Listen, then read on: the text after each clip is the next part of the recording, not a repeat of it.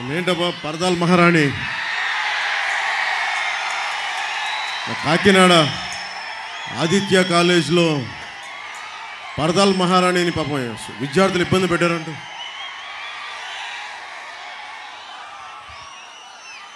మన రాష్ట్రాన్ని వెళ్ళే మహారాణికి విద్యార్థులు కొంచెం జాగ్రత్త, వాళ్ళు కక్ష పెట్టేసుకుంటారు. ఆ మహారాణి వెళ్ళిపోవాల్సిన సమయం ఆసన్నమైంది. కొత్త తరం, మీ తరానికి బంగారు భవిష్యత్తు ఇవ్వడానికి దేశంలోనూ రాష్ట్రంలోనూ ఎన్డీఏ కూటమి వస్తుంది. మేము బంగారు భవిష్యత్తుకి బలమైన బాట వేస్తాం. రాజమండ్రి పార్లమెంట్ అభ్యర్థిగా భారతీయ జనతా పార్టీ అధ్యక్షురాలుగా శ్రీమతి దగ్గుపాటి పురంధేశ్వరి గారు పోటీ చేస్తూ ఉన్నారు. వారికి నా హృదయపూర్వక నమస్కారాలు. అలాగే గాజు గ్లాస్ జనసేన రాజానగరం ఎమ్మెల్యే అభ్యర్థిగా గాజు గ్లాస్ గుర్తు మీద శ్రీ బత్తుల బలరామకృష్ణ గారు పోటీ చేస్తున్నారు. వారికి నా హృదయపూర్వక నమస్కారాలు. టీడీపీ తూర్పుగోదావరి జిల్లా అధ్యక్షులు కేఎస్ జవహర్ గారికి మనస్ఫూర్తిగా నా హృదయపూర్వక నమస్కారాలు. అలాగే రాజానగరం టీడీపీ ఇన్ఛార్జ్ శ్రీ బొడ్డు వెంకటరమణ చౌదరి గారికి నా హృదయపూర్వక నమస్కారాలు. శ్రీ చిట్టూరి రవీంద్ర గారికి, శ్రీ భారతీయ జనతా పార్టీ జిల్లా అధ్యక్షులు శ్రీ బొమ్మల దత్తు గారికి, బీజేపీ ఇన్ఛార్జ్ నీరుకొండ వీరన్న చౌదరి గారికి మనస్ఫూర్తిగా నా హృదయపూర్వక నమస్కారాలు. ఇక్కడికి వచ్చిన నాన్నదమ్ములకి, మాడపడుచులకి, మక్క చెల్లెళ్ళకి, దారి పొడవున హారతులిస్తూ నీరాజనాలు పలికిన మా చిట్టి తల్లులకి, మబ్బుల్లో పరిగెత్తే పిడుగుల్లాంటి మా జన సైనికులకి, కదం తొక్కే వీర మహిళలకి నా హృదయపూర్వక నమస్కారాలు. ఈ కార్యక్రమాన్ని సామాజిక మాధ్యమాల్లో వీక్షిస్తున్న పెద్దలందరికీ, మీడియా అధిపతులందరికీ, పాత్రికేయులందరికీ నా హృదయపూర్వక నమస్కారాలు. రాజానగరం ఎమ్మెల్యే జక్కంపూడి రాజా గారి పాలన మీకు ఎలా ఉంది? మీకు నచ్చిందా? మీకు ఒకసారి ఆయన గురించి మాట్లాడబోయే ముందు నాకు సమస్య ఏంటో చెప్తాను. చాలామంది వైసీపీ నాయకుల్లో నా అభిమానులు ఉన్నారు. సినిమా పరంగా నేనంటే ఇష్టపడేవాళ్ళు, హీరోగా అంటే నేను ఇష్టపడేవాళ్ళు. కానీ ఎంత నా అభిమానులైనా, ఎంత నన్ను అభిమానించే వాళ్ళైనా దేశానికి సమాజానికి విఘాతం కలిగిస్తూ అడ్డగోలుగా ప్రకృతి వనరులను దోచేస్తూ ఉంటే, స్కాములు చేస్తూ ఉంటే నా అభిమానులు అయినప్పటికీ కూడా వ్యక్తిగతంగా నేను గౌరవిస్తానేమో కానీ పొలిటికల్గా వారితో నేను విభేదిస్తాను. సో మీకు జక్కంపూడి రాజా గారికి ఇబ్బందులు ఉన్నాయి రాజానగరంలో, అది మీరు ఒప్పుకుంటున్నారా? జక్కంపూడి రాజా గారి పెద్ద కుటుంబం, వాళ్ళు రామ్మోహన్ రావు గారికి మీద నాకు చాలా అపారమైన గౌరవం ఉంది. వారి కుటుంబం మీద గౌరవం ఉంది. కానీ దురదృష్టవశాత్తు మన రాజానగరం స్కాములకి, మనకి గంజాయికి, ఇసుక దోపిడీకి రాజధాని అయిపోయింది. అది రాజానగరం. బ్లేడు బ్యాచ్లు అంట. మనం ఇదివరకు బ్లేడ్ బ్యాచ్ అంటే నేను హైదరాబాద్ ఓల్డ్ సిటీలో విన్నామండి. వస్త్రా తీసుకుని ఇలా కట్ చేస్తారని. అంటే సరైన పాలకుడిని మనం ఎన్నుకోకపోతే ఈ రోజున ఆ హింసాత్మక సంస్కృతి పచ్చటి తూర్పుగోదావరి జిల్లాలో కూడా వచ్చేసింది. దీనికి ఒకటే ఒక మందు, ఎన్డీఏ కూటమి ప్రభుత్వంలోకి రావటం, వైసీపీ గూండాల తాట తీసేయడం. రాజానగరం, రాజమండ్రి, ముఖ్యంగా మన రాజానగరంలో ఇసుక రీచ్లు ఎక్కువ. మనకి చక్కటి గోదావరి ఇసుక తెన్నెలు, ఇలాంటి చోట్ల చాలామంది చిత్ర పరిశ్రమ పెద్దలందరూ వచ్చి దర్శకులు, నిర్మాతలు ఇక్కడ చాలా అద్భుతమైన పాటలు చేసేవాళ్ళు. ఈ రోజున అలాంటి గోదావరి ఇసుక తెన్నెలు మాయమైపోతూ అడ్డగోలుగా దోచేస్తూ ఉన్నారు వీళ్ళందరూ. దీన్ని అడ్డుకోవాల్సిన అవసరం ఉంది. మీ ఉత్సాహం, మీ అరుపులు, మీ కేకలు ఇవన్నీ కూడా మీరు మీ భవిష్యత్తుని దృష్టిలో పెట్టుకొని నేను రాజకీయాల్లోకి వచ్చాను. మీ భవిష్యత్తును దృష్టిలో పెట్టుకొని నేను మీకు ఒక బలమైన భవిష్యత్తు ఇవ్వడానికి నేను ముఖ్యంగా ఉభయ గోదావరి జిల్లాల్లో మనకి మోర్ దెన్ 27% కొన్ని నియోజకవర్గాల్లో నెంబర్ 1 స్థానంలో ఉండి కూడా జనసేన ఎక్కడ నెగ్గాలో కాదు ఎక్కడ తగ్గాలో తెలియాలి. ఎందుకు ఇది పెట్టుకున్నానంటే మళ్ళీ ఇంకొకసారి వైసీపీ ప్రభుత్వాన్ని మనం ఎఫోర్డ్ చేయలేం. వైసీపీ పాలన ఇంకొకసారి వస్తే సర్వనాశనం అయిపోద్ది ఆంధ్రప్రదేశ్. ఒక్కడు ఇంతమంది యువతున్నారు, పారిశ్రామిక వాడుందా, ఇక్కడ మనకు ఒక ఇండస్ట్రియల్ కారిడార్ ఉందా? మొన్న వేశారు 2003లో, ఒక సంవత్సరం క్రితం అప్పుడు వేశారు ఒక శంకుస్థాపన రాయి. 5 సంవత్సరాలుగా గుర్తురాల. మేము ఉన్నది కూడా నేను ఎంతసేపు మీ భవిష్యత్తు ఎలా ఉండాలి. చాలామంది ఇక్కడ యువకులున్నారు, యువకులు ఉన్నారు. ముఖ్యంగా ఈ రోజున మిగతా మేడం పురంధేశ్వరి గారు మాట్లాడారు. నేను మీ భవిష్యత్తు గురించి మాట్లాడుతాను. ఈరోజు మీరందరూ 2019లో చాలామంది మొదటి ఓటు వచ్చిన వాళ్ళు ఉన్నారు. ఇప్పుడు ఈ రోజున మీ అందరికీ 25 ఏళ్ళు వచ్చేసి ఉంటాయి దాదాపు. మీ ప్రతి ఓటు చాలా చాలా విలువైంది. మీరు ఆలోచించి ఆచితూచి ఓటేయకపోతే, ఎమోషనల్గా ఓటేస్తే, మా కులమనో మా వర్గమనో మాకెందుకో నచ్చాడనో మీరు ఆలోచించకుండా ఓటేస్తే మీ భవిష్యత్తు నాశనం అయిపోద్ది. నా బాధ, నా భయం అదే. ఆ వైసీపీ ఫ్యాన్కి సౌండ్ ఎక్కువ, గాలి తక్కువ. జగన్కి ఈ మధ్యన నన్ను మాటలు ఎక్కువ తిట్టేస్తా ఉన్నాడు పాపం. కంట్రోల్. నేను ఏమనుకుంటాను, జగన్కి నన్ను తిడుతుంటే నాకు చాలా కోపం వచ్చేస్తా అనుకుంటాడు. నన్ను మీరు ఏమి తిట్టినా నాకు కోపం రాదు. మీ మీద ఒక్క ఈగ వాలితే నాకు ఆపాద మస్తకం. ఒక దళిత డ్రైవర్ని డోర్ డెలివరీ చేస్తే నాకు వచ్చిన కోపం చాలా చాలా ఎక్కువ. మీరు నన్ను పచ్చి బూతులు తిట్టినా కానీ నా కోపం రాదు. కానీ అకారణంగా, అన్యాయంగా, దారుణంగా ఒక దళిత కులానికి చెందిన డ్రైవర్ని మీరు చంపేసి డోర్ డెలివరీ చేయగానే నాకు వచ్చిన కోపం అంత ఇంత కాదు. నేను చాలా బాధ్యతగా ఉన్నాం. ఇక్కడ మన ఎంఆర్పిఎస్ సోదరులు చాలామంది ఉన్నారు. ఇక్కడ మీకు తెలుసు, నేను కులాల గురించి మాట్లాడినప్పుడు అందరూ దూరంగా పెట్టే రెల్లి కులస్తులను నేను గుండెలకు హత్తుకున్నాను. ఆ రెల్లి కులస్తులకి నేను ఎందుకంటే అణగారిన వర్గాలకి, అన్ని కులాలతో పాటు అణగారిన వర్గాలను హక్కును చేర్చుకోవాలన్నదే జనసేన తాలూకు ఆశయం. రాజానగరం అనగానే నాకు వచ్చింది, నేను చూసింది, జిల్లాలోనే ఆంధ్రప్రదేశ్లోనే అతి ఎక్కువ గంజాయి వ్యాపారం, అతిపెద్ద బెట్టింగ్ ర్యాకెట్లు, 3 ఇళ్ళు తీసుకొని మరి ఇక్కడ మనకి బెట్టింగ్ నడుపుతారంట. మనకి బ్లేడ్ బ్యాచ్లు, దోపిడీలు, ఆగడాలు, ఇవన్నీ ఒక పెద్ద కుటుంబం నుంచి వచ్చిన ఒక ఎమ్మెల్యే జక్కంపూడి రామ్మోహన్ రావు గారి ఇంటి నుంచి వచ్చిన వాళ్ళ చేస్తుంది ఇవన్నీ అనేది నిజంగా నాకు చాలా బాధ కలిగింది. జక్కంపూడి రామ్మోహన్ రావు గారి కుటుంబం నుంచి వచ్చి వాళ్ళ బిడ్డలు ఇంకెంత ఉన్నతంగా ఉండాలి. వాళ్ళు కూడా బ్లేడ్ బ్యాచ్లు మెయింటైన్ చేసి, గుండా బ్యాచ్లు మెయింటైన్ చేసి, వాళ్ళు కూడా గంజాయిని ఎంకరేజ్ చేసి, వాళ్ళు కూడా ఇసుక స్కాములు చేసి, వాళ్ళు కూడా స్థాయికి చేస్తే మనం ఎవరికి వెళ్తాం? ఎటువైపు చూస్తాం? ఎవరి దగ్గరికి వెళ్ళి మన అభ్యర్థి అనుకుంటాం?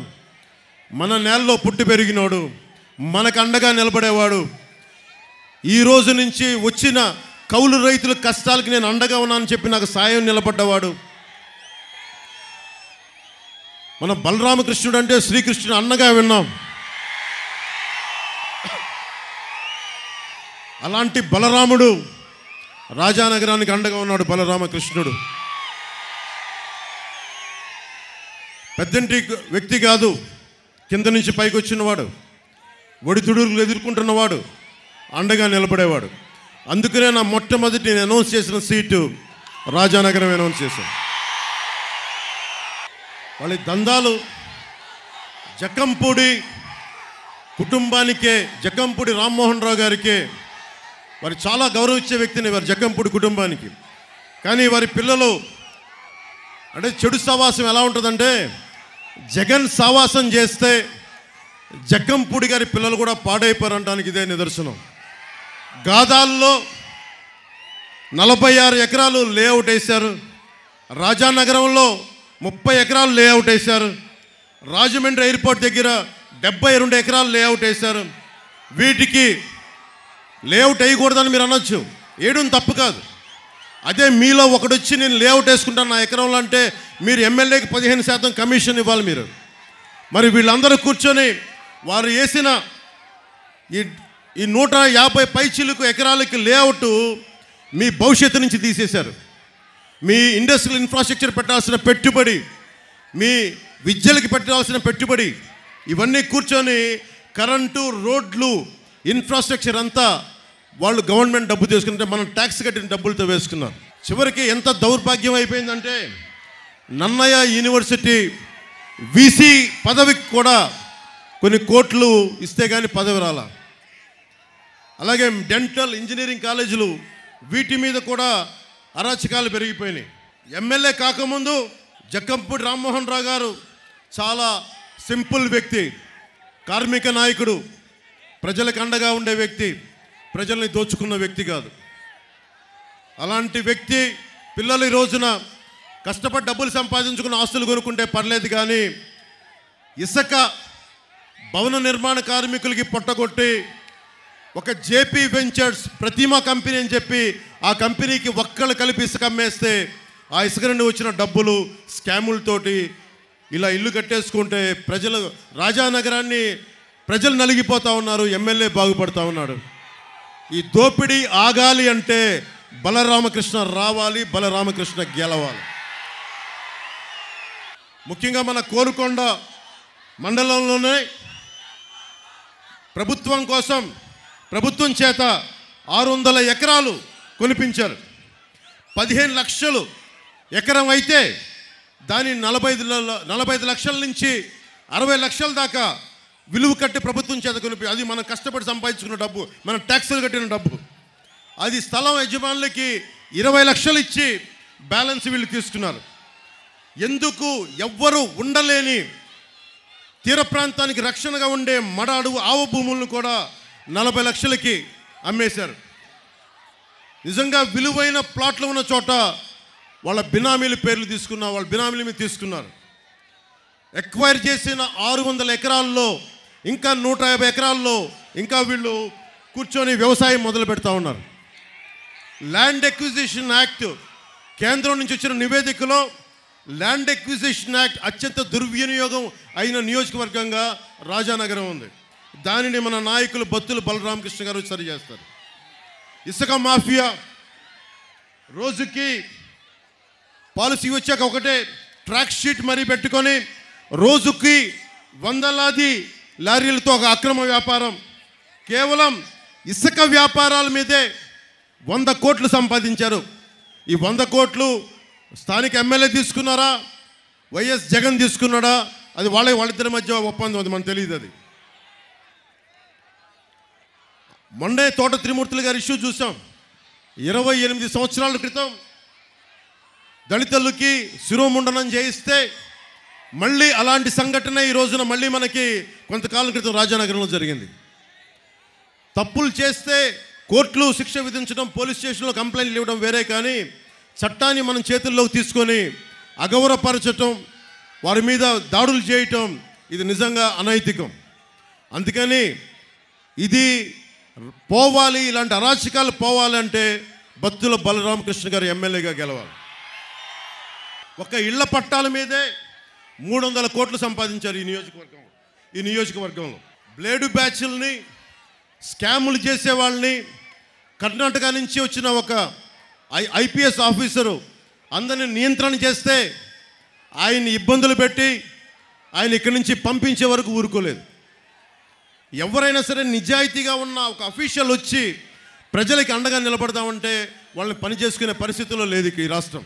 ఒక ఇరిగేషన్ అసిస్టెంట్ ఇంజనీర్ మీద దాడి చేశారు. అధికారులు కంప్లైంట్ ఇస్తే ఒక్కళ్ళు దాని మీద చర్య తీసుకోవాలి. మనం కొండలు, వాగులు, వంకలు మన సంపదది. కొండలు, కోనలు, వాగులు, వంకలు మన సంపదది. దాన్ని ఎవడు ధ్వంసం చేయడానికి లేదు.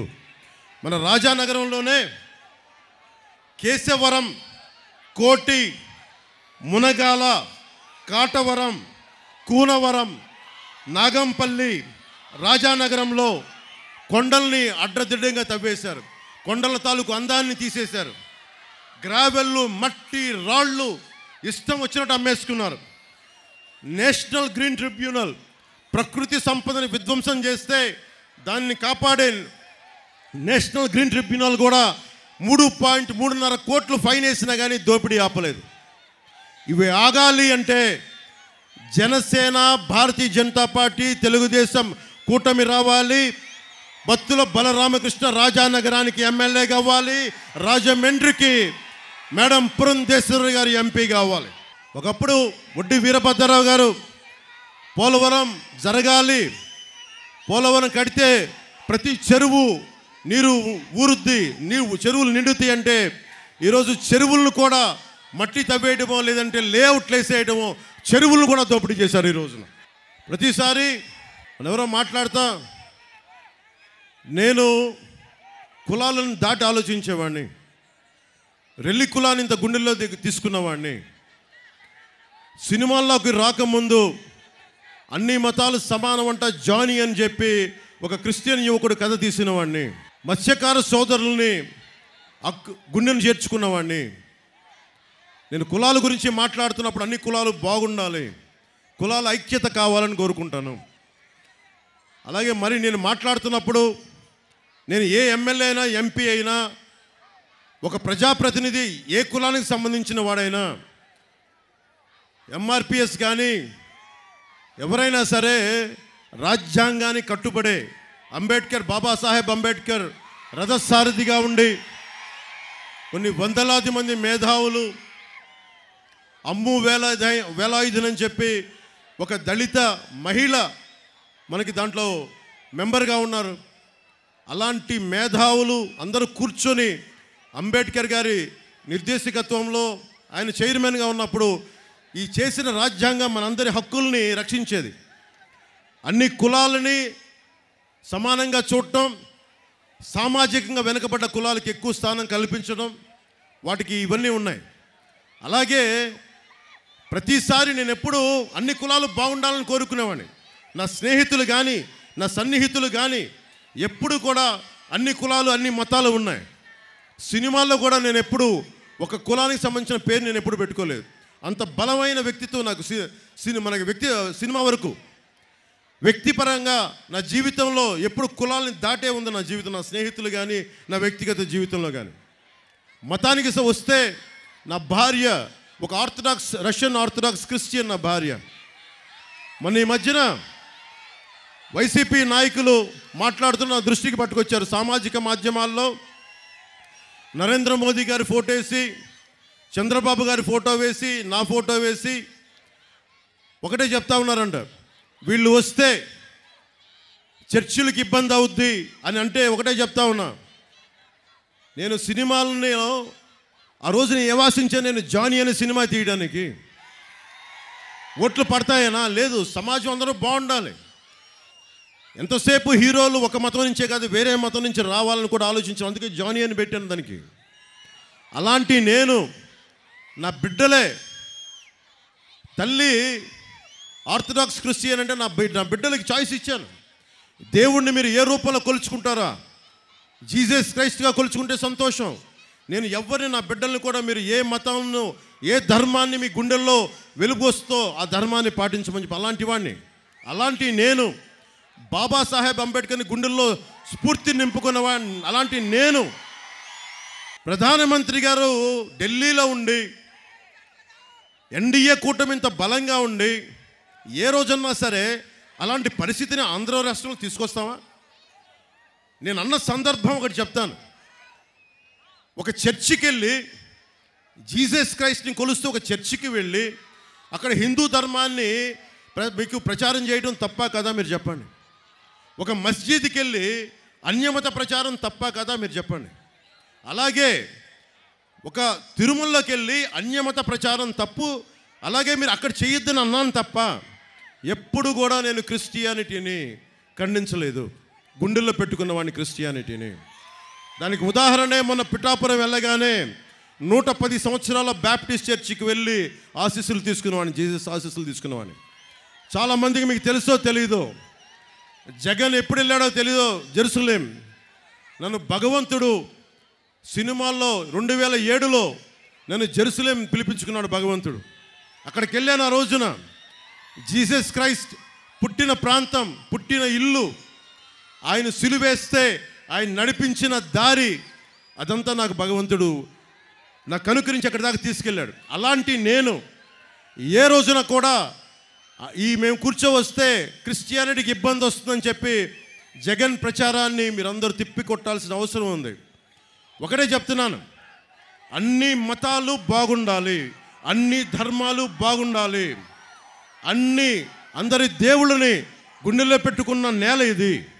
అందుకని దయచేసి పాస్టర్లకి, ఫాదర్లకి, రెవరెండ్లకి, క్రిస్టియానిటీని పాటిస్తున్న ప్రతి ఒక్క సోదరుడికి, సోదరీమణికి నేను గుండెల లోతులోంచి చెప్తున్నాను, మీ మీద ఈగ వాలితే మేము ఎదురొచ్చి మీకు అండగా నిలబడేవాళ్ళం.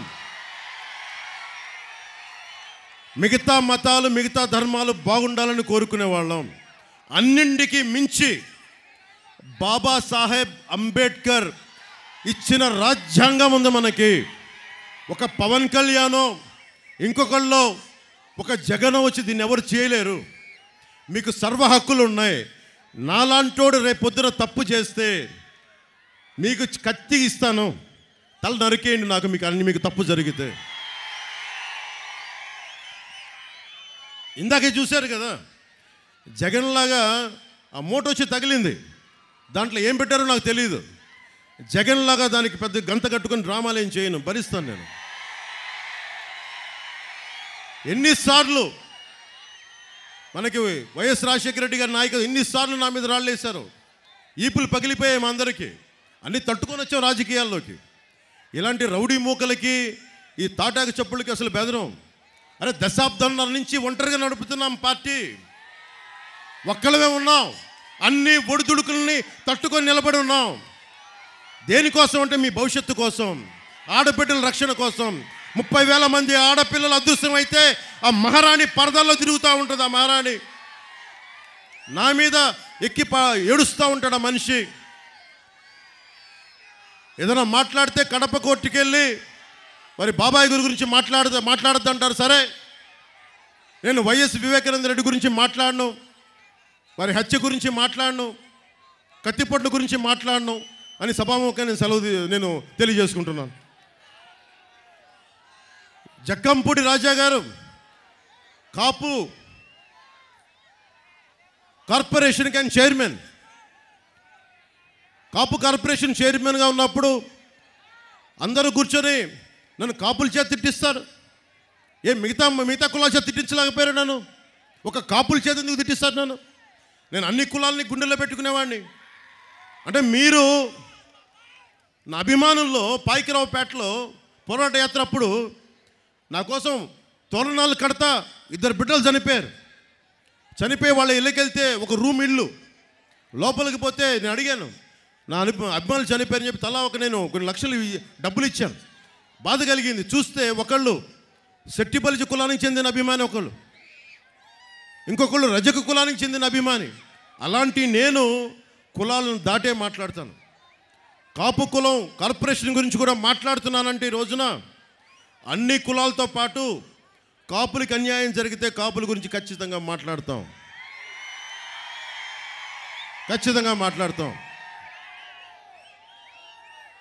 కాపు సామాజిక వర్గానికి కూడా తెలియాలి కదా మీకు జరుగుతున్న అన్యాయం. కాపు కార్పొరేషన్కి సంవత్సరానికి జగన్ 2000 కోట్లు ఇస్తానని చెప్పి పెద్ద మన జక్కంపూడి రాజా గారిని కార్పొరేషన్ చైర్మన్గా చేశారు. కొత్త నిధులు విడుదల చేయడం పక్కన పెట్టండి, నిధులను కూడా మళ్లించేశారు. టైపిస్ట్కి కూడా జీతం ఇవ్వలేని పరిస్థితి కాపు కార్పొరేషన్లో. కాపు రిజర్వేషన్ విషయంలో ద్రోహి ఎవరో మీరు ఒకసారి ఆలోచించండి. రిజర్వేషన్ రాష్ట్ర పరిధిలో లేదని చెప్పాడు, సరే సంతోషం, నువ్వు చేయలేకపోయావు. జగన్కి చాలా గుండె ధైర్యం ఎక్కువ, జగన్ మెచ్చుకోవాలి. కాపులకి ససేమేర రిజర్వేషన్ ఇవ్వనంటే జక్కంపూడి రాజా గారు అందరూ కూర్చోడానికి మద్దతు తెలిపారు. సో ఇక్కడ కులం లేదని మనందరికీ అర్థమవుతుంది కదా. కాపు ఈబీసీ రిజర్వేషన్, కాపులకి రిజర్వేషన్ ఇవ్వలేకపోతున్నాం కాబట్టి, ఎకనామికల్లీ బ్యాక్వర్డ్, ఆర్థిక పరంగా వెనుకబాటుతనం ఉంది కాబట్టి చదువుల నిమిత్తం కొన్ని ఇవ్వడానికి ఈబీసీ రిజర్వేషన్ కల్పించారు. దాంట్లో చంద్రబాబు గారు ఉన్నప్పుడు కనీసం EBC economically backward class 5% reservation కల్పించారు 2014 నుంచి 19 వరకు. వైఎస్ జగన్ వచ్చి ఈ రోజున రిజర్వేషన్ పక్కన పెట్టండి, అది వేరే విషయం, ఈబీసీ రిజర్వేషన్ కూడా తీశాడు. ఇంకా కాపు సామాజిక వర్గం ఇంకా జగన్ వైపు నిలబడతాను, ఇంకా మనకి జక్కంపూడి రాజా గారి పక్కన నిలబడతామంటే అది ఎంత రైటో రాంగో మీరే ఆలోచించుకొని ఓటేయండి జగన్కి. జీవీఎల్ గారు అడిగారు, భారతీయ జనతా పార్టీ రాజ్యసభ ఎంపీ చట్టసభలో అడిగారు, పార్లమెంట్లో అడిగారు, ఎకనామికల్లీ బ్యాక్వర్డ్ క్లాస్ రిజర్వేషన్ని విభజన రాష్ట్ర పరిధా కేంద్ర పరిధా అంటే కేంద్రం ఒకటే చెప్పింది, అది రాష్ట్ర పరిధిలోనే వస్తుందని. అన్ని కులాలకి రిజర్వేషన్ ఉంది. ముఖ్యంగా దామాషా పద్ధతి ప్రకారమైనా సరే వెనకబడ్డ కాపులకి ఎకనామికల్లీ బ్యాక్వర్డ్ క్లాస్ రిజర్వేషన్ ఎందుకు ఇవ్వలేకపోయాడో వైఎస్ జగన్ నువ్వు సమాధానం చెప్పాలి. నువ్వు ప్రతి వైసీపీ కాపు ఎమ్మెల్యే ఎందుకు మీరు ఎకనామికల్లీ బ్యాక్వర్డ్ క్లాస్ రిజర్వేషన్ కాపులకి మీరు ఎందుకు తీసేశారు, మీరు ఎందుకు నిలబడలేదు? ఎంతసేపు కాపు ఎమ్మెల్యేలు కాపు నాయకులు నన్ను తిట్టడం తప్ప కాపు సామాజిక వర్గానికి మీరు ఏం చేశారు? మీరు ఏదైనా మాట్లాడితే నన్ను తిట్టడం తప్ప, ఇంతకాలం నన్ను తిట్టి తిట్టి తిట్టి అందరూ వైసీపీలోకి వెళ్ళిపోయారు ఈ రోజున. ఇది నాకు ఎప్పుడో తెలుసు. వీళ్ళందరూ నా క్షేమాన్ని ఆకాంక్షించే మనుషులు కాదు నాకు తెలుసు. ఎలా ప్రూవ్ చేయాలి? పొగబెడితే అన్నీ బయటకు వచ్చేసినాయి, వైసీపీ గుంపులో దూరిపోయారు అందరూ. దాన్ని బట్టి మీరు అర్థం చేసుకొని ఈ రోజున ఏ స్థాయికి వచ్చారంటే, పిఠాపురంలో వైసీపీ నాయకులు పవన్ కళ్యాణ్కి నిలబడితే వచ్చే ఎన్నికల్లో మేము వచ్చిన తర్వాత మేము ఇది చేస్తూ ఉంటారు. మీరు వస్తే కదా మీరు బెదిరించడానికి, మేము వస్తున్నాం, అధికారం స్థాపిస్తున్నాం, సింహాసనం చేజిక్కించుకుంటున్నాం, మీరంటే బెదిరించేది మమ్మల్ని. కేంద్ర ప్రభుత్వం ఎందుకు మేడం పురంధేశ్వరి గారిని రాజమండ్రి ఎంపీగా మనం గెలిపించుకోవాలి? ఇందాక బత్తుల బలరామకృష్ణ గారు చెప్తా ఉన్నారు, సాగునీరు తాగునీరు కావాలంటే కొన్ని కేంద్ర అనుమతులు తప్పవు కొన్నిటికి. పోలవరం అయితే మన చెరువులు నిండుతాయి, వీళ్ళు లేఅవుట్ వేసిన చెరువుల్ని తిరిగి చెరువులు చేద్దాం. అలాగే పోలవరం పూర్తి చేయాలి. అందరూ దాన్ని పిచ్చి పిచ్చిగా దాన్ని జగన్ ప్రభుత్వం అన్యక్రాంతంగా వాడేశారు దాన్ని. మన కేంద్ర మంత్రి గజేంద్ర షెకావత్ గారు నాకు ఒకటే చెప్పారు ఆయన కలిసినప్పుడు, వైఎస్ జగన్ ప్రభుత్వం పోలవరం ప్రాజెక్ట్ని ఒక ఏటీఎం లాగా వాడేశారు, దాన్ని ఎనీ టైం మనీ లాగా వాడేశారు. అది మనం వచ్చి బాగు చేద్దామంటే నీకు వారి తరఫున మాటిస్తూ ఉన్నాను, వచ్చి పోలవరాన్ని పూర్తి చేసే బాధ్యత ఎన్డీఏ నరేంద్ర మోదీ గారి నాయకత్వంలో కేంద్ర ప్రభుత్వం తీసుకుంటుంది. అలాగే గంగ ప్రక్షాళన ఎలా జరిగిందో గోదావరి ప్రక్షాళన కేంద్ర పార్లమెంటుకి మనకి వెళ్ళినప్పుడు ఆమె మంత్రి అవుతారు ఖచ్చితంగా. పురంధేశ్వరి గారి ఆధ్వర్యంలో గంగ ప్రక్షాళన ఎలా జరిగిందో ఒకప్పుడు నరేంద్ర మోదీ గారి నాయకత్వంలో ఆవిడ పార్లమెంటరీ మెంబర్గా ఎన్నికై కేంద్ర మంత్రి అయిన రోజున మన గోదావరి ప్రక్షాళన చేస్తాం, శుద్ధి చేస్తాం గోదావరిని. అలాగే మురుగునీరు గోదావరిలో కలవకుండా సూవేజ్ ట్రీట్మెంట్ ప్లాంట్ని ఏర్పాటు చేస్తాం. ఇది చాలా దీర్ఘకాలికంగా ఉన్న ఒక డిమాండ్. ఇది రాజమండ్రి, భద్రాచలం, పాపికొండలు టూరిజం కేంద్ర ప్రభుత్వం ఒక టూరిజం ప్రాజెక్టుగా తీసుకుంటుంది. దానివల్ల మీ అందరికీ బోలెడని ఉపాధి అవకాశాలు, ఉద్యోగాలు వస్తాయి దానివల్ల. అలాగే జగన్ చెప్తా ఉన్నారు, కాపు నేస్తానికి, కాపులకి 65 లక్షలు నేను కాపు నేస్తం ఒకటే మేము ఇచ్చాం, కాపు నేస్తం అని మాట్లాడుతూ ఉన్నారు. దాని లెక్కలు కూడా చెప్తాం.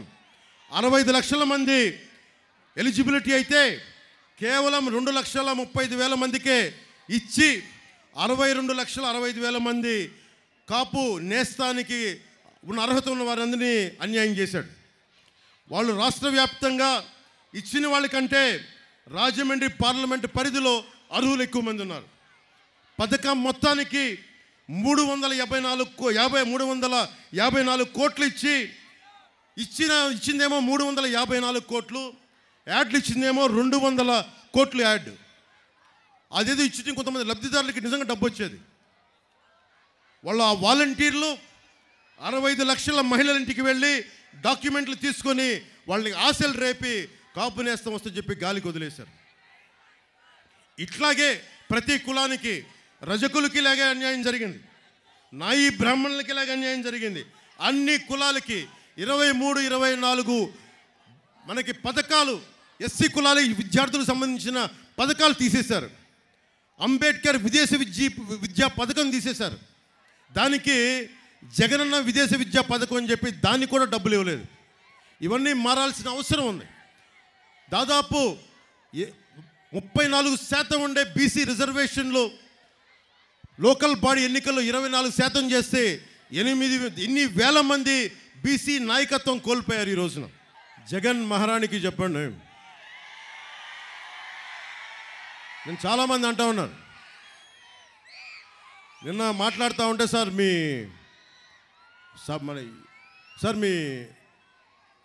4వ పెళ్ళాన్ని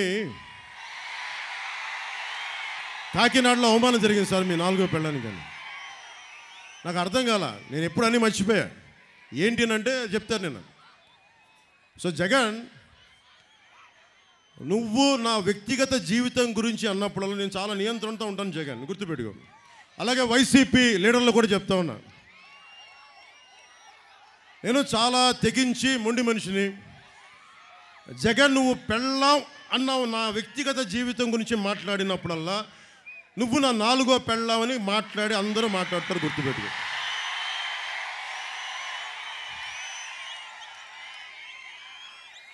మనం మాట్లాడితే అంట నేను కూర్చోబెట్టి నియోజకవర్గాల్లో మారుస్తానంటాను. మరి నువ్వెందుకు మార్చావు? నువ్వు 70 మంది ఎమ్మెల్యేలకు ఎందుకు మార్చావు? ఎక్కడో నెల్లూరులో ఉన్న వ్యక్తిని తీసుకెళ్ళి నరసరావుపేట ఎంపీకి ఎందుకు పెట్టావు నువ్వు? అంటే నీకో న్యాయం, మాకో న్యాయమా? మీకున్న మీరు యువత, మీ అందరికీ ఒకటే చెప్తా ఉన్నా, మీకు ఒక పాస్పోర్ట్ రావాలి అంటే పోలీస్ వెరిఫికేషన్ ఉండాలి. మీ మీద పోలీస్ కేసు ఉంటే మీకు ఉద్యోగాలు ఇవ్వరు. పాస్పోర్ట్ రావాలంటే పాస్పోర్ట్ రాదు. మీకు చిన్నపాటి కేసు ఉంటే విదేశాలకు వెళ్ళనివ్వరు ఒకవేళ పాస్పోర్ట్ ఉన్నా. అలాంటిది మిమ్మల్ని, మీ భవిష్యత్తుని నిర్దేశించే వ్యక్తి 5 సంవత్సరాలుగా బెయిల్ మీద ఉన్నాడు. 5 సంవత్సరాలు. ఖైదీ నెంబర్ 6093 మీ ముఖ్యమంత్రి. 38 కేసులు, 38 అవార్డులు లాగా 38 కేసులు. 16 నెలలు ఆ చెంచల్ కూడా చెల్లపల్లి జైల్లోనే చెప్పకూడదున్న వ్యక్తి మనకి నీతులు బోధిస్తుంటాడు వచ్చి. ప్రతి జగన్ బతికి ఎలాంటిదంటే ప్రతి శుక్రవారం రాగానే వణుకొస్తూ ఉంటుంది, ఈరోజు ఎలా ఎగ్గొట్టాలి అని. జగన్, మేము వచ్చాక నీకు ఒకటి చెప్తాంలే, నువ్వు ఎక్కడ కోరుకుంటే అక్కడ YS Jagan exclusive central jail ప్రధానమంత్రి గారితో అడిగి మేము పెట్టిస్తాం.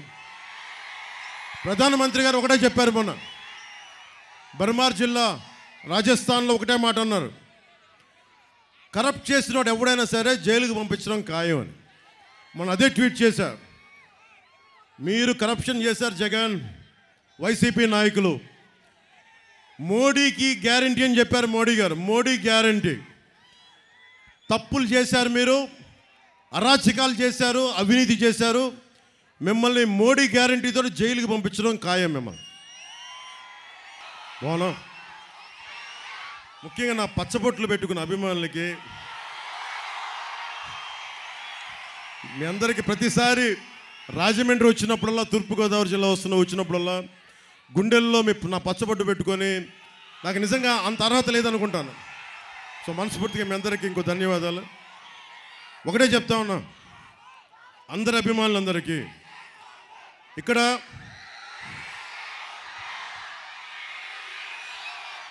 మెగాస్టార్ చిరంజీవి గారు అభిమానులు ఉన్నారు, రామ్ చరణ్ గారు అభిమానులు ఉన్నారు, జూనియర్ ఎన్టీఆర్ గారు అభిమానులు ఉన్నారు, ప్రభాస్ గారు అభిమానులు ఉన్నారు, మన గుంటూరు కారం మహేష్ గారు అభిమానులు ఉన్నారు, పుష్ప అల్లు అర్జున్ గారు అభిమానులు ఉన్నారు. హీరో లిస్ట్ చాలా ఉంది. సో అందరూ హీరో అభిమానులకి చెప్తున్నా, ఎప్పుడన్నా సరే తెలుగుదేశం పురంధేశ్వరి గారి మనందరి ఆంధ్ర రాష్ట్రానికి తెలుగుతనానికి ప్రపంచ వ్యాప్తంగా గుర్తింపు తెచ్చిన శ్రీ నందమూరి తారక రామారావు గారు ఏ రోజు కూడా ఆయనతో కూడా అందరూ సినిమా హీరోలు ఎవరు కూడా ఆయనతో సహకరించాల. కొంతమంది కాంగ్రెస్లో కూడా ఉన్నారు. కృష్ణ గారు కాంగ్రెస్లో ఉన్నారు, కోట శ్రీనివాసరావు గారు వేరే పార్టీలో ఉన్నారు. ఎన్టీ రామారావు గారిని విమర్శించేవాళ్ళు. ఏ రోజున ఎన్టీ రామారావు గారు ఎప్పుడు కూడా కృష్ణ గారిని ఒక్క మాట అనలా. అది ఎన్టీ రామారావు గారి సంస్కారం. అలాగే తెలుగుదేశం పార్టీ కూడా, నేను విభేదాలు ఉన్నా కానీ నన్ను ఎప్పుడు వ్యక్తిగతంగా కూర్చోబెట్టి నా సినిమాలను ఎప్పుడు ఆపల. మీ అందరూ అభిమానించే ముఖ్యంగా ఆ రోజున చిరంజీవి గారిని, ప్రభాస్ గారిని, మహేష్ గారిని, వాళ్ళ ముగ్గురిని నడిపించి, ఎక్కడో ఇంటి బయట ఆపించి నడిపించి, కనీసం భోజనం కూడా పెట్టకుండా ప్రైవేట్ మీటింగ్ జరుగుతూ ఉంటే, అసలు ఆ మీటింగు జగన్కి చిరంజీవి గారికి సంబంధం లేదు. జగన్కి మీరందరూ గుండెల్లో పెట్టుకునే లక్షలాది మంది అభిమాన నాయకులు అంటే జగన్కి కుళ్ళు. ఆ కలుగులో ఎలుకది తట్టుకోలేదు. పాప నిన్న కాకినాడ ఆదిత్య కాలేజీలో గర్వంగా బయటకు వచ్చాడు. దేనికి వచ్చాడు? CM sir thank you sir, CM sir thank you అని చెప్తామని వచ్చారు. అక్కడ జరిగిన విషయం వేరే అనుకోండి. అంత కక్షపూరితమైన వ్యక్తి. అలాంటి వ్యక్తి ఒక సినిమాకి టికెట్ రేట్లో సినిమాకి పరిశ్రమకి కావాల్సిన పెంచాలి అంటే చిరంజీవి గారికి హీరోలకి సంబంధం లేదు. నిర్మాతల మండలి ఉంది, ట్రేడ్ బాడీ ఉంది. అలాంటి వాళ్ళందరినీ తీసుకొచ్చి ఒక సేడిస్టిక్గా సీక్రెట్ కెమెరాలు పెట్టి అవి తీసి మైకులు పెట్టి పాపం వాళ్ళు మర్యాదపూర్వకంగా అడిగి, మరి మన సీఎం స్థాయి వ్యక్తి దగ్గరికి వచ్చినప్పుడు అగౌరవంగా మాట్లాడరు కదా. చిరంజీవి గారు అందరి తరపున మాట్లాడితే ఆయన్ని కూడా అగౌరవపరిచిన వ్యక్తి. అజాత శత్రువు చిరంజీవి గారు. ఎవరి జోలికి వెళ్ళరు. ఎన్ని తిట్టండి, ఆయన ఎన్ని విమర్శించండి. నాకు తెలుసు కదా ఇంట్లో వాడిగా గుండె బాధపడదు. నాకు కూడా చెప్పరు ఈ రోజు దాకా చెప్పలా. అలాంటి అజాత శత్రువుని కూడా ఇతను కించపరిచిన వ్యక్తి. జక్కంపూడి రాజా గారికి ఒకటే చెప్తున్నా, మా భీమ్లా నాయక్ సినిమాలకి పాపం బలరామ కృష్ణ గారి టికెట్లు దొరకలేదు, కానీ జక్కంపూడి రాజా గారు ఎమ్మెల్యే కాబట్టి నా సినిమాలు టికెట్లు ఇప్పించారండి. మాకు ఈ సినిమా అభిమానం వద్దండి. మాకు జక్కంపూడి రాజా గారు, మేము కోరుకుంటుంది మీ వాళ్ళు దోపిడీ చేయకుండా ఉంటే చాలు, మాకు అదే 10,000. మా సినిమాలు మాకు ఎలా చూడాలో, మాకు పచ్చబొట్లు పొట్టించుకున్న అభిమానులు ఉన్నారు. అలాగే మాకు మహిళా శక్తి ఉంది. వీటన్నిటికంటే కూడా మీ వాళ్ళకి చెప్పండి, అన్ని వర్గాలకి న్యాయం చేయమని చెప్పండి. అది కూడా టైం అయిపోయింది కాబట్టి భవిష్యత్తులో జక్కంపూడి రాజా గారికి కూడా చెప్తున్నా, మీ నాన్నగారంటే నాకు గౌరవం ఉంది, కానీ మీరు ఓడిపోతున్నారు. అలాగే జక్కంపూడి రాజా గారికి సంబంధించిన కొంతమంది పోలీస్ అధికారులు కూడా చెప్తా ఉన్నాను,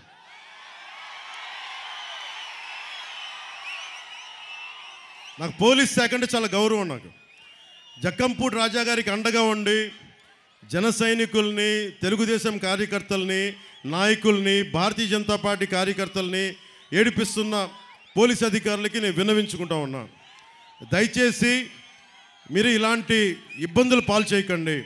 ప్రభుత్వం మారబోతుంది.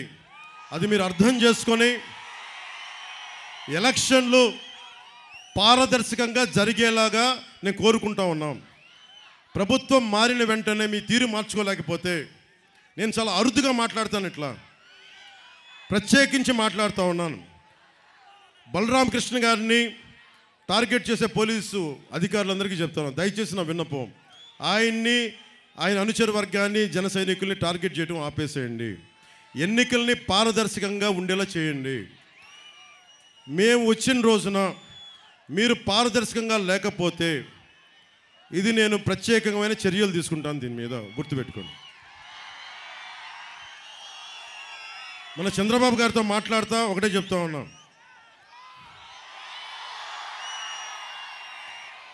మీరు ప్రతి ఇంటికి వచ్చి కుల గణాంకాలు తీసుకుంటారు. మీది ఏ కులం అండి, మీరు బీసీనా, ఓసీనా, ఎస్సీ అయితే ఏ కేటగిరీ, బీసీ అయితే బీసీ ఏనా, బీనా, డీనా అడుగుతారు. నేను చంద్రబాబు గారు చెప్పాను ఒకటే, మన ప్రభుత్వం వచ్చిన రోజున వెంటనే చేయాల్సింది కుల గణాంకాలతో పాటు ప్రతిభ, సమర్థత గణాంకాలు కావాలి. మీరు చప్పట్లు కొడతా ఉన్నారు, 2 చేతులు ఎత్తి పెడతా ఉన్నారు. నేను మీ దగ్గరికి వచ్చి ఏం అడగాలి? మీ కులంతో పాటు నీకు ఏం చెయ్యాలని ఉంది, నీ అభిరుచి ఏంటి, నీకు ఏది ఇష్టం, ఏది ఇష్టం కాదు, ఎలాంటి ప్రతిభ కావాలి, ఎలాంటి స్కిల్ డెవలప్మెంట్ కావాలి, నీకున్న బాధ ఏంటి, నీకున్న అభిరుచి ఏంటి, దానికి తగ్గట్టుగా స్కిల్ డెవలప్మెంట్ కావాలి. 2047కి భవిష్యత్తు మీదే. కానీ మీరు భవిష్యత్తు రేపొద్దున ఓటు వేసేటప్పుడు మీరు చాలా ఆలోచించే ఓటు వేయండి. నన్ను ఎందుకు నమ్మాలో కూడా చెప్తాను మీకు. దశాబ్దం మీరందరూ యువత, విద్యార్థులు, ఆడపడుచులు, యువతులు, ఓటమి అనేది మీ అందరికీ తెలుసు, పరీక్షలో ఫెయిల్ అవడం అనేది తెలుసు. కానీ నేను సాలిడ్ స్టార్డమ్ ఉండి, మిగతా హీరోలంత పెద్ద హీరోని కాకపోవచ్చు కానీ మీ గుండెల్లో ఉన్నంత స్థానం నాకు ఉంది, అది కాదన్నారు కదా. అలాంటి స్టార్డమ్ పెట్టుకొని నేను 2 చోట్ల ఎన్నికల్లో ఓడిపోయి దశాబ్దంగా రోడ్ల మీద తిరుగుతున్నానంటే, నేను చిన్నప్పుడు నేను అనుకునేవాడిని, ఎవరన్నా ఇలా మాట్లాడచ్చు ఒక పొలిటికల్ లీడరు, ఎవరన్నా నా గురించి ఇలా ఆలోచించవచ్చు కదా అంటే ఎవరు లేరు. నేను పెద్దగా ఒకటే అనుకున్నా, నాలాగా కోరుకున్న వాళ్ళకి నేను అవుతాను వాళ్ళకి అనుకున్నా. మీ అభిరుచిని, మీ సమర్థతని, మీ ప్రతిభని మోదీ గారి ఆధ్వర్యంలో ఉన్న స్కిల్ డెవలప్మెంట్ సెంటర్స్ కానీ నేను ప్రత్యేకమైన దృష్టి పెడతాను. 2047కి భారతదేశం అగ్రగామి కావాలి, తెలుగు ప్రజలు, తెలుగు రాష్ట్రం అగ్రగామి కావాలి అంటే యువతే, ఆడబిడ్డలు కానీ మగబిడ్డలు కానీ మీ భవిష్యత్తు కోసం ఆలోచించేవాడు ఉండాలి. నా బిడ్డ కోసం నేను రాలేదు పాలిటిక్స్కి. నేను అక్కడ పసుపు చొక్కా వేసుకున్న, జనసేన జెండా పెట్టుకున్న ఆ బిడ్డ, అక్కడ తెలుగుదేశం జెండా ఎగిరేస్తున్న ఆ బిడ్డ మీ భవిష్యత్తు కోసం. మేమందరం కూడా మా కూటమి మీ భవిష్యత్తు కోసం పనిచేస్తున్నాం, అండగా నిలబడతాం. రైతాంగానికి కానీ, బీసీలకు కానీ, ఎస్సీ కులస్తులకు కానీ, మైనారిటీలకు కానీ, అందరికీ కూడా మతానికి, జాతికి, ప్రాంతానికి అతీతంగా నేను మీకు అండగా నిలబడతాం. మేమందరం, మేడం పురంధేశ్వరి గారు కానీ, బత్తుల బలరామకృష్ణ గారు కానీ, మన తెలుగుదేశం నాయకులు జవహర్ కానీ, చౌదరి గారు కానీ, భారతీయ జనతా పార్టీ నాయకులు కానీ, మేమందరం కూడా, ఎందుకంటే ఒక వ్యవస్థ నడపాలంటే ఒక నాయకత్వపు సమూహం కావాలి. ఒక పార్టీ సరిపోదు, ఒక నాయకుడు సరిపోడు. ఇంతమంది కలిసి వచ్చి మీకోసం నేను ముందుండి నేను మీకు ఒక సేవకుల్లో పనిచేస్తాను. నేను సర్వెంట్ లీడర్షిప్, సేవా నాయకత్వం. బత్తుల బలరామకృష్ణ గారు ఒకటే చెప్తున్నాను, మనం నాయకులం కాదు, మనం సేవకులం ప్రజలకి. మేము ఎందుకు ఎత్తు నిలబడి ఉన్నామంటే మీకు కనిపించడానికి, మీకంటే ఎక్కువని కాదు. మేమందరం మీకు కనిపించడానికి గుండెల్లో పెట్టుకుంటాను. నేను మీకోసం పనిచేస్తాను. నేను చాలా ఎర్లీ వయసులో పాలిటిక్స్కి వచ్చాను, అందుకని చెప్తున్నా, మిమ్మల్ని గుండెల్లో పెట్టుకొని. అలాగే నాకు మన కోరుకొండ నుంచి ఒకటి ఇచ్చారు, నాకు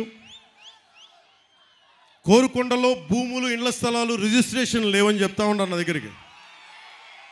ఎండోమెంట్లో పెట్టారు, పదవిలోకి వచ్చాక పరిష్కరించండి అని చెప్పి కోరుకొండ ప్రజలు, మీ అభిమానులను నాకు పంపించారు.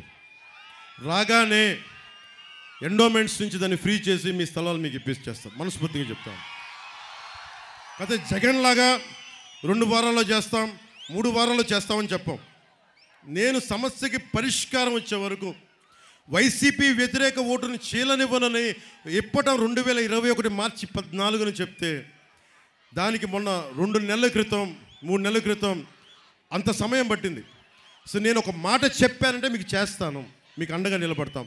నేను అంతే, మా కూటమి అంతే, మొత్తం మా సభ్యులందరూ అంతే మనస్ఫూర్తిగా తెలియజేసుకుంటూ, అఖండ ప్రేమని, స్వాగతాన్ని ఇచ్చిన మీ అందరికీ ధన్యవాదాలు తెలుపుకుంటూ, మా కూటమిని చిన్న మెజారిటీతో కాదు, భారీ మెజారిటీతో గెలిపించండి, అదే కోరుకుంటాం.